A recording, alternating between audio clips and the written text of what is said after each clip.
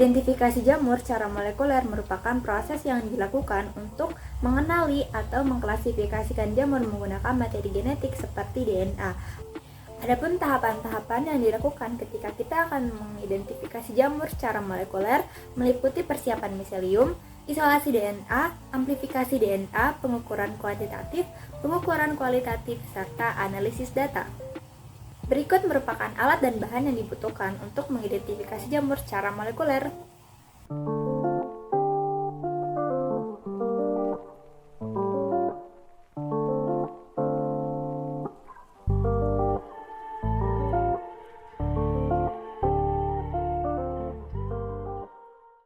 Tahap yang pertama yaitu persiapan miselium. Persiapan miselium dilakukan dengan mengambil miselia jamur dari kultur cair, kemudian dihancurkan atau dimaserasi menggunakan mortar dan pestle, sembari ditambahkan dengan liquid nitrogen. Penambahan liquid nitrogen ini berfungsi untuk mempermudah penghancuran di sel jamur dan mencegah degradasi DNA, karena enzim DNase atau enzim yang mencegah degradasi DNA tidak aktif pada suhu yang rendah. Tahapan yang kedua yaitu isolasi DNA.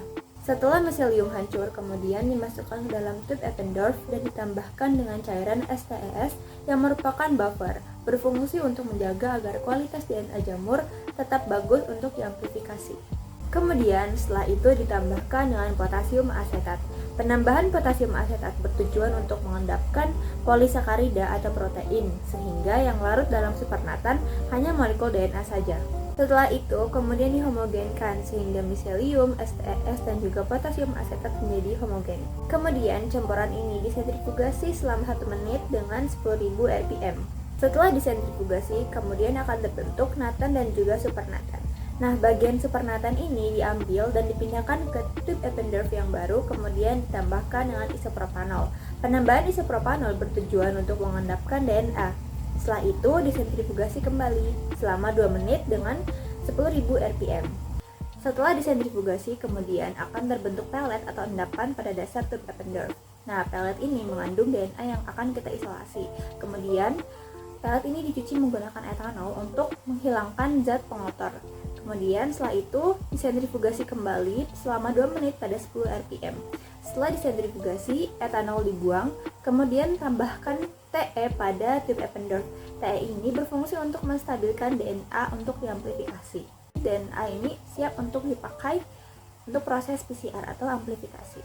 Selanjutnya yaitu amplifikasi DNA secara PCR. Sebelum mulai langkah-langkah, siapkan alat terlebih dahulu. Yang pertama, tabung PCR. Yang kedua, rak untuk menyimpan tabung PCR. Yang ketiga, mikropipet sebesar 2-20 mikroliter.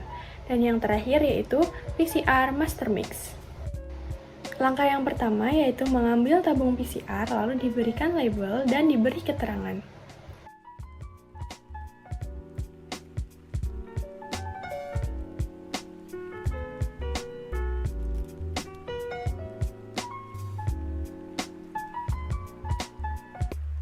Langkah selanjutnya yaitu menggunakan mikropipet yang sesuai dan keluarkan 20 mikroliter supernatan dari tabung mikrosentrifuge yang berisi DNA yang telah disiapkan. Setelah itu, pindahkan DNA ke dalam tabung PCR yang sudah diberi keterangan.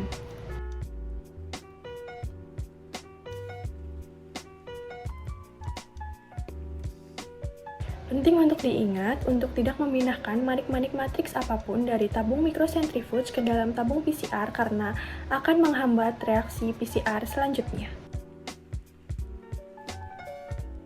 Selanjutnya yaitu ambil 20 mikroliter dari tabung PCR sebelumnya dan pindahkan ke tabung PCR yang sudah berisi.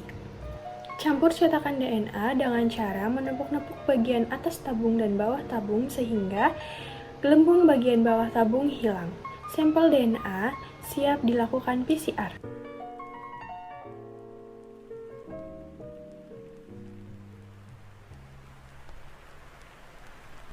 Step terakhir yaitu tabung DNA yang sudah siap dimasukkan ke dalam PCR cycler dan ditutup. Setelah itu klik run atau F5 yang akan memulai proses selama 3 jam dan mengalami 40 siklus amplifikasi. Setelah semuanya selesai, tabung PCR dapat dikeluarkan dan dianalisis.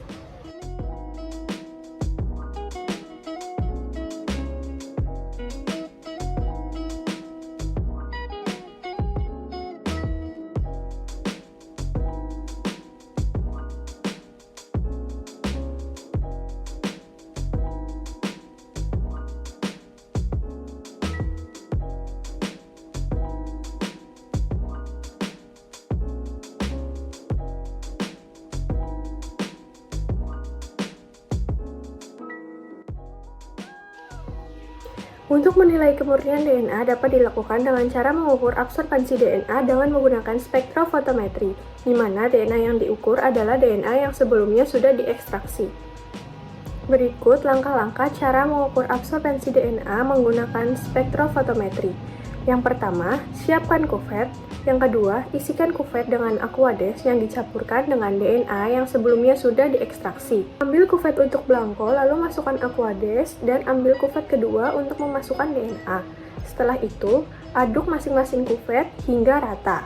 Kuvet yang berisi blanko diisikan dengan 1000 mikroliter Aquades, kemudian kedua kuvet dimasukkan ke dalam alat spektrofotometri.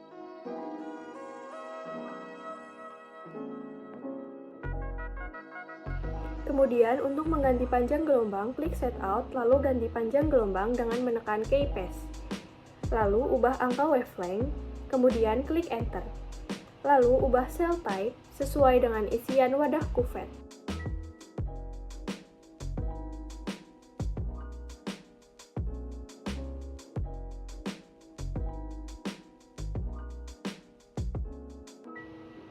Dan faktor 50 yang nanti akan dikalikan otomatis oleh mesin. Setelah itu, tekan Auto Zero untuk menyamakan panjang gelombang yang telah diubah. Setelah itu, tekan Measure. Tunggu beberapa detik, lalu akan keluar hasil absorbansi blanko dan absorban DNA dengan hasil absorban yang dikali 50. Lalu, ubah panjang gelombang dan menekan Setup. Lalu tekan Wavelength, kemudian tekan OK. Lalu untuk menyamakan panjang gelombang, tekan Auto Zero. Kemudian tekan Measure. Maka akan keluar hasil akhir absorbansi blanko, DNA, dan yang dikalikan dengan 50.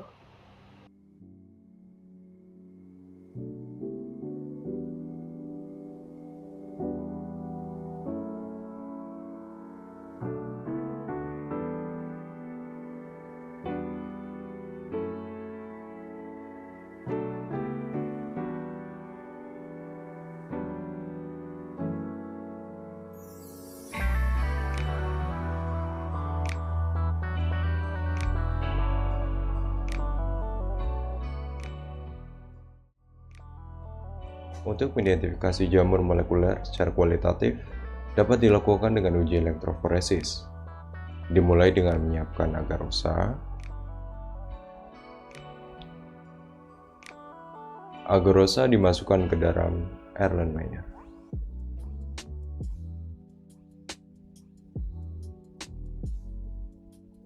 Tambahkan 2,5 mikroliter larutan gel red menggunakan mikropipet.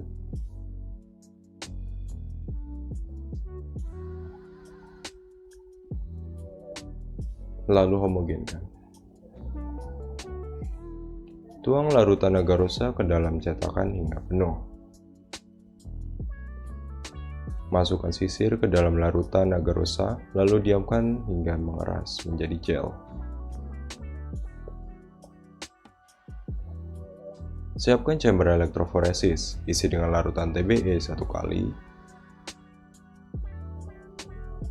Masukkan gel ke dalam chamber hingga terendam sepenuhnya.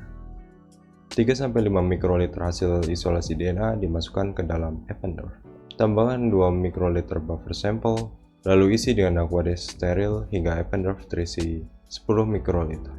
Selanjutnya loading produk PCR gen GAPDH, diikuti dengan NAT2, NAT2 digest, NAT2 undigest, DNA hasil isolasi, dan 100 BP DNA maker ke dalam sumuran, masing-masing sebanyak 5 mikroliter.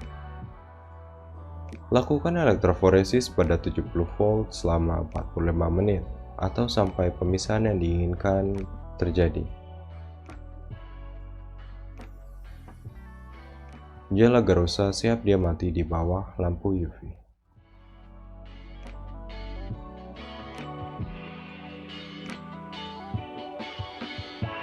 Untuk menganalisis DNA, kita dapat menggunakan aplikasi Mega.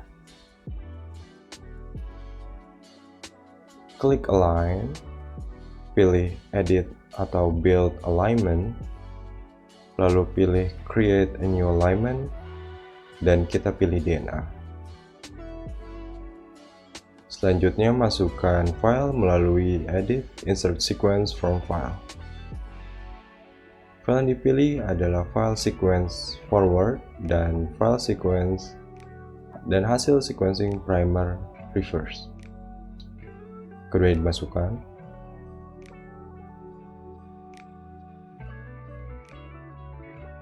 Pada nomor 3 ada sequence 1, bisa dihapus saja. Lalu kita melakukan reverse complement pada primer reverse. Kita pilih alignment, lalu kita pilih align by Clostal W. Lalu langsung OK.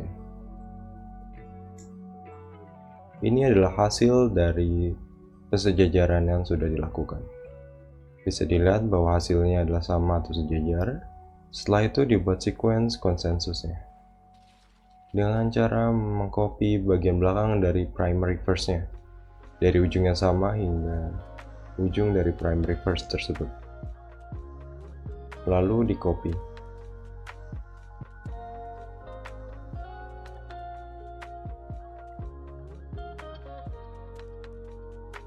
Paste pada primer forward. Lalu hapus primer reverse. Lalu kita dapatkan sequence yang dibutuhkan. Lalu klik data, export alignment, dan FASTA format. Setelah itu dapat dilakukan NBLAST untuk mengidentifikasi fungi apa yang telah di sequence DNA-nya. Berikut adalah cara untuk mengidentifikasi jamur molekuler. Melalui pertama, persiapan miselium, isolasi DNA, amplifikasi DNA, pengukuran kuantitatif yang dapat dilakukan menggunakan spektrofotometer, pengukuran kualitatif dapat dilakukan dengan elektroforesis, dan analisis data yang dapat menggunakan MEGA. Sekian dari kelompok kami. Terima kasih. Assalamualaikum warahmatullahi wabarakatuh.